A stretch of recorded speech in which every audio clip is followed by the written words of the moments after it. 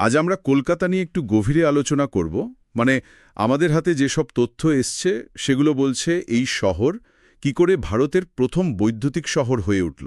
হ্যাঁ, সেই একেবারে ঔপনিবেশিক আমলের শুরু থেকে ট্র্যাম লাইন, তারপর আজকের মেট্রো, একটা লম্বা জার্নি। ঠিক।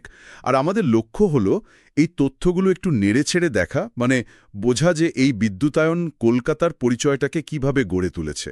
একদম, শুধু ঘটনাগুলো পরপর বলা নয়, এর প্রভাবটা বোঝা দরকার।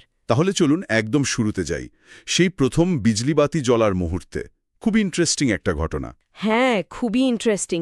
তারিখটা ছিল ২৪শে জুলাই, ১৮৭৯। কলকাতার ইতিহাসে তো বটেই, ভারতের ইতিহাসেও একটা মাইলফলক। ভারতের প্রথম শহর যেখানে বৈদ্যুতিক আলো চলল, কোথায় জানো? রাইটার্স বিল্ডিংয়ের কাছে। ঠিক, রাইটার্স বিল্ডিংয়ের কাছে প্রথম একটা বৈদ্যুতিক আর্ক ল্যাম্প জ্বালানো হয়।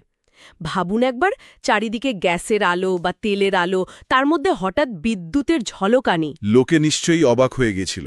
সে তো বটেই। স্থানীয়রা নাম দিয়েছিল বিজলি আলো, মানে বিদ্যুতের আলো আর কি। ওই শুরু ভারতের বৈদ্যুতিক অগ্রযাত্রায় কলকাতার প্রথম পদক্ষেপ। আচ্ছা, এই তো গেল আলোর কথা। এরপর তো পরিবহন